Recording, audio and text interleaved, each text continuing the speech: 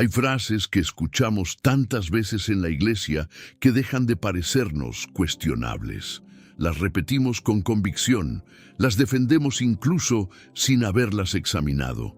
Pero hay una en particular que se convirtió en verdad por repetición, no por escritura. No nació del Evangelio, nació de la tradición. Y cuando lees el texto con atención, descubres algo incómodo. Jesús nunca la enseñó como hoy se repite.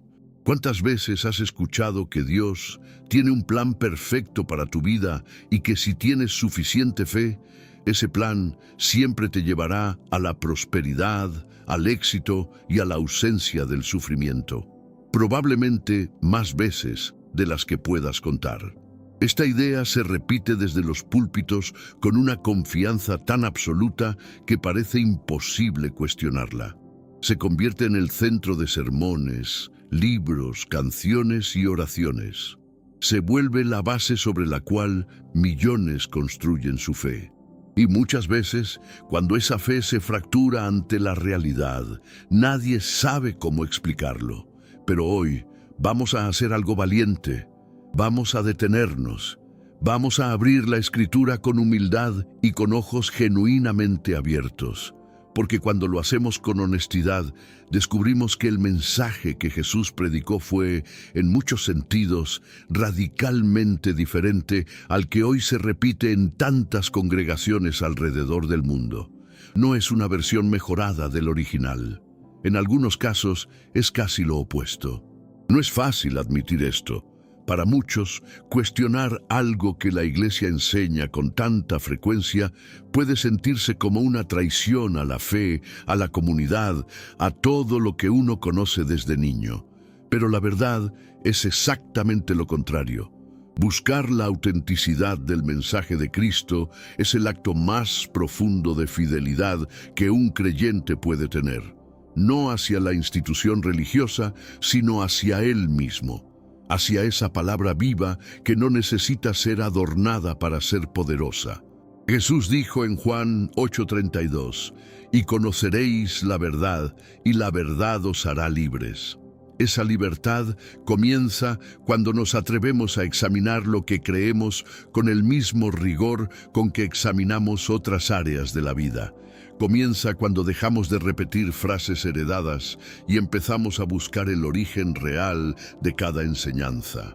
Porque no todo lo que se dice en nombre de Dios nació en la boca de Dios. Y esa diferencia lo cambia todo. La libertad espiritual no llega por ignorar las preguntas difíciles, sino por tener el coraje de hacerlas con el corazón abierto y la palabra en la mano. ¿Sabes cuál es una de las expresiones más repetidas dentro del cristianismo popular hoy? Es esta: Dios nunca te dará más de lo que puedes soportar. La escuchas cuando alguien pierde un ser querido. La escuchas cuando alguien atraviesa una enfermedad grave, una crisis económica devastadora, una separación que dejó el corazón en pedazos. Se dice con la mejor intención del mundo. Se ofrece como consuelo, como una mano tendida en medio del dolor, y sin embargo, tiene un problema profundo y serio. No es exactamente lo que la Biblia dice. El texto que supuestamente sostiene esta frase es 1 Corintios 10:13, donde el apóstol Pablo escribe: «No os ha sobrevenido ninguna tentación que no sea humana, pero fiel es Dios, que no os dejará ser tentados más de lo que podéis resistir». Nota algo crucial aquí. Pablo habla de tentación, no de sufrimiento en términos generales. No habla de tragedia, no habla de pérdida, no habla de enfermedad. Habla de una prueba moral específica, de la capacidad de mantenerse firme ante la seducción del pecado y de la debilidad humana. Sin embargo, esta frase viajó de boca en boca, fue adaptada, fue simplificada, fue decorada con buenas intenciones hasta convertirse en algo que Pablo nunca dijo y que la Biblia nunca prometió. Pasó de un contexto específico sobre la resistencia moral a una promesa universal sobre el sufrimiento. Y en ese traslado perdió su verdadero significado. Lo que Pablo quería enseñar era que Dios es fiel en ayudarnos a resistir la tentación moral. Lo que la frase terminó prometiendo fue algo completamente distinto, que Dios nunca permite que el dolor sea insoportable. Y lo que es más preocupante es el daño silencioso que esta distorsión ha causado. Porque al decirle esta frase a alguien que está destruido por el dolor, estamos imponiendo sobre esa persona una carga invisible y cruel. Si Dios nunca te da más de lo que puedes soportar y tú ya no puedes más, ¿qué significa eso? Que estás fallando, que tu fe es insuficiente, que algo fundamental en ti está roto. Eso no es alivio espiritual. Eso es una trampa disfrazada de consuelo. Y millones de creyentes sinceros, honestos, profundamente devotos, han cargado esa trampa durante años sin saber de dónde venía ni por qué les hacía sentir tan solos en su sufrimiento. Por eso este estudio importa. Por eso esta conversación es absolutamente necesaria, porque no se trata de atacar la fe cristiana, se trata de purificarla, de devolverle la profundidad y la honestidad que siempre tuvo. En Lamentaciones 3:32, el profeta Jeremías, un hombre que conoció el dolor más devastador y que no lo escondió detrás de frases bonitas, escribió: aunque él cause aflicción, también se compadecerá según la multitud de sus misericordias. Jeremías no negó el sufrimiento, no lo minimizó, no prometió que Dios nunca lo permitiría. Lo reconoció con toda su brutalidad, con toda su oscuridad, y aún así encontró al Dios que acompaña incluso cuando el peso es demasiado grande para cualquier ser humano.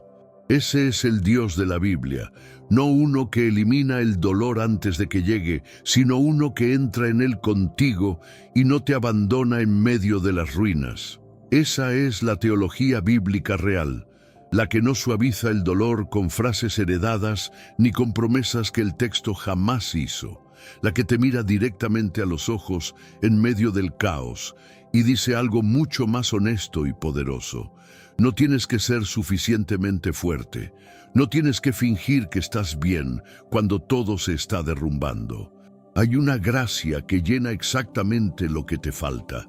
Y esa gracia es real precisamente porque no depende de cuánto puedes aguantar tú.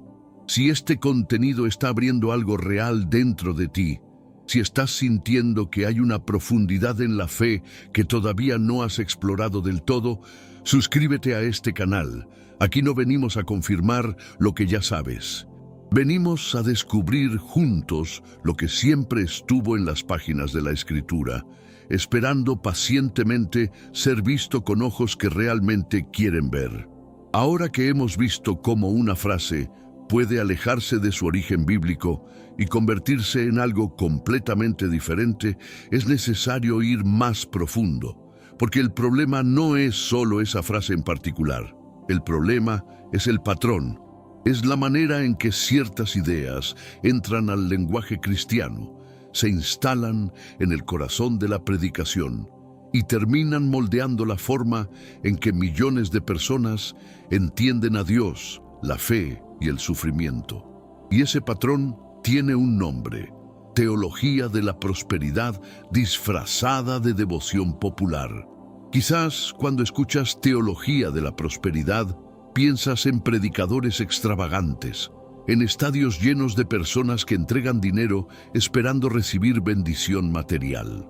Y sí, esa es una de sus formas más visibles, pero hay una versión más sutil, más silenciosa, más difícil de identificar porque no usa esas palabras. No habla de dinero directamente, habla de paz, de salud, de protección divina, y dice de formas muy distintas lo mismo: si tienes suficiente fe, Dios te protegerá del sufrimiento. Esta versión más sutil se filtra en canciones que escuchamos desde niños, se cuela en oraciones que repetimos sin pensar, casi mecánicamente. Se instala con comodidad en frases que decimos para consolarnos mutuamente en momentos de crisis, y su mensaje de fondo es siempre el mismo. El creyente fiel no debería sufrir de verdad. Si sufre, algo está fallando en su fe, en su oración, en su relación con Dios. Es una teología que suena a consuelo, pero que en realidad fabrica culpa silenciosa en el momento más oscuro de la vida de una persona. El apóstol Pablo, que escribió gran parte del Nuevo Testamento, no vivió nada de eso. En 2 Corintios 11, 24, 27, él mismo describe su experiencia como seguidor fiel de Cristo. De los judíos, 5 veces he recibido 40 azotes menos 1. 3 veces he sido azotado con varas. 1 vez apedreado. 3 veces he padecido naufragio. 1 noche y 1 día he estado como náufrago en alta mar. ¿Era Pablo un creyente sin fe? ¿Estaba fallando espiritualmente? Claramente no. Y sin embargo, su vida fue marcada por un sufrimiento real, constante y profundo. Entonces, ¿de dónde viene esta idea de que la fe protege del dolor? Viene, en parte, de una lectura selectiva y profundamente descontextualizada de las promesas bíblicas. Cuando tomamos versículos de forma aislada, sin entender el género literario, el contexto histórico y el destinatario original del texto, podemos hacer que la Biblia diga casi cualquier cosa. El Salmo 91, por ejemplo, es uno de los textos más usados para sostener esta idea. El que habita al abrigo del Altísimo morará bajo la sombra del Omnipotente, dice el versículo 1. Y más adelante, no te sobrevendrá mal, ni plaga tocará tu morada. Leído de forma aislada, ese salmo parece una garantía absoluta de protección física. Pero la Biblia nunca fue escrita para ser leída en versículos sueltos arrancados de su contexto. El Salmo 91 es un poema de confianza y refugio espiritual. No es un contrato de seguro espiritual, ni un amuleto de protección automática. Es la expresión profunda de alguien que, aun en medio del peligro más real, elige refugiarse en Dios como su fortaleza más segura. Es una declaración de fe en la protección divina que no niega la existencia del peligro, sino que afirma con convicción que Dios está presente dentro de él. La diferencia entre estas dos lecturas no es menor ni superficial. Es la diferencia entre una fe madura que sostiene en la tormenta y una fe frágil que se derrumba precisamente cuando la tormenta llega. ¿Y qué pasa cuando esa fe frágil se rompe? Pasa lo que muchos aquí han vivido o han visto vivir a alguien cercano. La persona que rezó con toda su alma y aún así perdió a su hijo. El creyente que oró durante años por sanidad y la enfermedad siguió avanzando. La mujer que confió en Dios para su matrimonio y el matrimonio se destruyó de todas formas. Cuando la realidad no coincide con lo que la Iglesia prometió, hay 2 caminos posibles: culparse a sí mismo por no tener suficiente fe o abandonar la fe por completo porque no funcionó. Ambos caminos son trágicos. Y ambos son el resultado directo de una teología que prometió lo que Dios nunca prometió. Dios nunca prometió ausencia de sufrimiento. Prometió presencia en el sufrimiento. Prometió compañía en el valle. Prometió que su gracia sería suficiente incluso cuando las fuerzas humanas se agotaran. Esa es una diferencia fundamental que cambia absolutamente todo en la manera de vivir la fe. El libro de Job es quizás el texto bíblico más directo sobre este tema. Job era, según el mismo texto en Job 1:1, hombre perfecto y recto, temeroso de Dios y apartado del mal. Y sin embargo, perdió todo: sus hijos, su salud, su riqueza, su paz. Lo que hace tan poderoso el libro de Job no es el final, donde todo le es restituido. Lo más poderoso es el proceso. Job no finge que está bien. Job clama, protesta, cuestiona a Dios con una honestidad que muchos creyentes de hoy ni se atreverían a imitar por miedo a pecar. Y Dios no lo castiga por eso. Al contrario, al final del libro es Job el que clamó con dolor real, quien recibe la aprobación divina. No sus amigos, que lo consolaron con frases teológicamente correctas, pero humanamente vacías. Dios le dijo a uno de esos amigos en Job 42:7, «Mi ira se encendió contra ti y tus dos amigos, porque no habéis hablado de mí lo recto, como mi siervo Job». Los que hablaron correctamente desde la distancia segura de sus fórmulas religiosas, los que explicaron el sufrimiento con argumentos teológicos prolijos y ordenados, fueron reprendidos por Dios. Y el que gritó desde el dolor más crudo, el que no tuvo respuestas perfectas ni palabras adornadas, fue vindicado con honores. Eso nos dice algo profundo y revelador sobre lo que Dios verdaderamente valora. No la perfección del discurso teológico, sino la autenticidad del corazón que busca con todo lo que tiene. Entender esto no debilita la fe ni la hace menos real.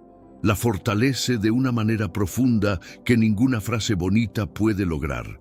Porque una fe construida sobre la verdad resiste exactamente lo que una fe construida sobre expectativas falsas no puede resistir. Y cuando llegue la tormenta, que en algún momento llega para todos sin excepción, el creyente que conoce al Dios real no se sentirá abandonado. Se sentirá acompañado por aquel que prometió en Hebreos 13:5, «No te desampararé ni te dejaré». Esa promesa no elimina el dolor, lo transforma. Y esa transformación es mucho más poderosa que cualquier promesa de ausencia de sufrimiento. Hemos hablado de cómo una frase puede distorsionar la fe. Hemos visto cómo la teología de la prosperidad se infiltra en el lenguaje cotidiano del creyente sin que éste lo note. Hemos escuchado la voz de Pablo, de Job, de Jeremías. Pero ahora es necesario dar el paso más importante. Entender qué es lo que Jesús realmente enseñó sobre el sufrimiento, la fe y lo que significa seguirle. Porque si hay alguien cuya voz debe ser el centro de esta conversación, es la suya. Jesús no prometió una vida sin dolor a quienes le siguieran. Prometió exactamente lo contrario. En Juan 16:33 dijo con una claridad que no deja espacio para la interpretación: «En el mundo tendréis aflicción, pero confiad, yo he vencido al mundo». Nota el orden de esas palabras. No dijo: «Si confían en mí, no tendrán aflicción». Dijo primero la realidad del sufrimiento y después el fundamento de la esperanza. La aflicción viene primero, la victoria viene después, y esa victoria no elimina la aflicción, la trasciende. Esta declaración de Jesús es incómoda para quien ha construido su fe sobre la promesa de una vida protegida del dolor. Pero es liberadora para quien ha sufrido y se ha preguntado en silencio si Dios lo había abandonado. Porque aquí Jesús mismo, la palabra hecha carne, mira a sus discípulos a los ojos antes de su propia muerte y les dice: «El mundo les causará aflicción». No es un error espiritual, no es falta de fe, es parte del camino. Hay otro pasaje que merece toda nuestra atención y reflexión. En Mateo 16:24, Jesús dice: «Si alguno quiere venir en pos de mí, niéguese a sí mismo y tome su cruz, y sígame». La cruz no era un símbolo decorativo ni un adorno espiritual en el mundo del siglo I. Era un instrumento de ejecución pública. Era vergüenza visible, dolor físico insoportable, abandono social total. Cuando Jesús usó esa imagen tan específica, todos los que le escuchaban sabían exactamente lo que significaba con su propia experiencia de vida. Y aún así, fue precisamente esa imagen la que él eligió para describir lo que significa seguirle de verdad y de corazón. ¿Por qué es tan importante entender esto? Porque la invitación de Jesús nunca fue a una vida cómoda y protegida, fue a una vida significativa y transformada. Hay una diferencia enorme entre estas dos cosas. Una vida cómoda evita el dolor a cualquier costo. Una vida significativa atraviesa el dolor con un propósito que lo trasciende. Y es precisamente en ese tránsito, en ese caminar a través de la oscuridad sin negarla, donde la fe cristiana muestra su verdadero poder. El apóstol Pablo lo entendió mejor que nadie. En Filipenses 4, 11, 12, escribió algo extraordinario. He aprendido a contentarme, cualquiera que sea mi situación. Sé vivir humildemente y sé tener abundancia. En todo y por todo estoy enseñado, así para estar saciado como para tener hambre, así para tener abundancia como para padecer necesidad. Nota la palabra que usó, aprendido. El contentamiento en medio de cualquier circunstancia no es un don que llega automáticamente con la conversión. Es una disciplina espiritual que se construye con el tiempo, a través de la experiencia y con la ayuda del Espíritu. Esto también desmonta otra creencia muy repetida, que el creyente maduro nunca duda, nunca llora, nunca se siente perdido, que la tristeza es señal de poca fe, que el sufrimiento prolongado indica que algo está mal espiritualmente, pero el mismo Jesús lloró. En Juan 11:35 leemos el versículo más corto de toda la Biblia. Jesús lloró. Estaba frente a la tumba de Lázaro, rodeado de personas que amaba y que también lloraban. Y él, siendo quien era, siendo el Hijo de Dios que sabía perfectamente que iba a resucitar a Lázaro en minutos, lloró. ¿Por qué lloraría si sabía lo que estaba por suceder en solo unos instantes? Porque el dolor humano, el dolor de quienes amamos profundamente, es real y merece ser sentido plenamente, no ignorado, no reprimido, no disfrazado de victoria prematura antes de tiempo. Jesús no le dijo a María y a Marta, no lloren, tengan fe, todo está bajo control. Se detuvo completamente, sintió con ellas en su pérdida y lloró junto a ellas. Ese es el Dios que la Escritura revela en toda su profundidad, no uno que observa el dolor desde la distancia con indiferencia celestial, sino uno que entra en él con nosotros con toda su presencia, con toda su compasión. Comprender esto tiene consecuencias prácticas enormes y transformadoras para la vida de fe cotidiana. La primera es que podemos ser completamente honestos con Dios. No tenemos que fingir que estamos bien cuando no lo estamos. No tenemos que presentarnos ante Dios con una máscara de victoria cuando por dentro estamos destrozados. Los salmos de lamento, que constituyen la mayor categoría de salmos en toda la Biblia, son oraciones de personas que fueron completamente honestas con Dios sobre su angustia, su confusión y su sensación de abandono. El Salmo 22 comienza con estas palabras: Dios mío, ¿por qué me has desamparado? Esas mismas palabras que Jesús pronunció desde la cruz. La honestidad ante Dios no es falta de fe, es una forma profunda de confianza. La segunda consecuencia es que podemos acompañar a otros en su sufrimiento sin ofrecerles fórmulas vacías. Cuando alguien está en el fondo de su dolor, no necesita explicaciones teológicas prolijas, necesita presencia. Necesita que alguien se siente a su lado en la oscuridad sin apresurar la salida. Romanos 12:15 dice simplemente, llorad con los que lloran. No, diles que todo pasa. No, recuérdales que Dios tiene un plan. Solo, llorad con ellos. A veces el acto más profundamente cristiano no es una palabra, es un silencio lleno de amor. Y la tercera consecuencia, quizás la más transformadora de todas, es que el sufrimiento puede convertirse en un lugar genuino de encuentro con Dios, en lugar de ser un lugar de alejamiento y confusión. Cuando dejamos de interpretar el dolor como señal del abandono divino y empezamos a buscarlo activamente dentro de él, algo profundo cambia dentro de nosotros. No el dolor en sí mismo, sino la manera en que lo habitamos y lo atravesamos.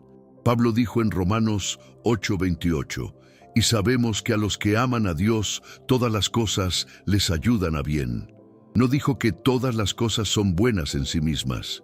Dijo que Dios puede trabajar a través de todas las cosas, incluso de las más oscuras y difíciles, para un bien que a veces solo se ve mucho después de haber cruzado el valle. Todo lo que hemos recorrido hoy nos lleva a una sola verdad. La fe auténtica no promete una vida sin tormenta. Promete a alguien que camina dentro de la tormenta con nosotros. Como está escrito en Isaías 43:2, cuando pases por las aguas, yo estaré contigo. No dice que no habrá fuego. Dice que no serás consumido por él. Esa es la promesa real y es infinitamente más poderosa que cualquier garantía de ausencia de dolor. Gracias de corazón por haber llegado hasta aquí. Si este contenido tocó algo en ustedes, déjenlo en los comentarios. Denle like a este video y suscríbanse al canal. Los próximos videos están apareciendo en pantalla ahora mismo. Sigamos descubriendo juntos la profundidad de la palabra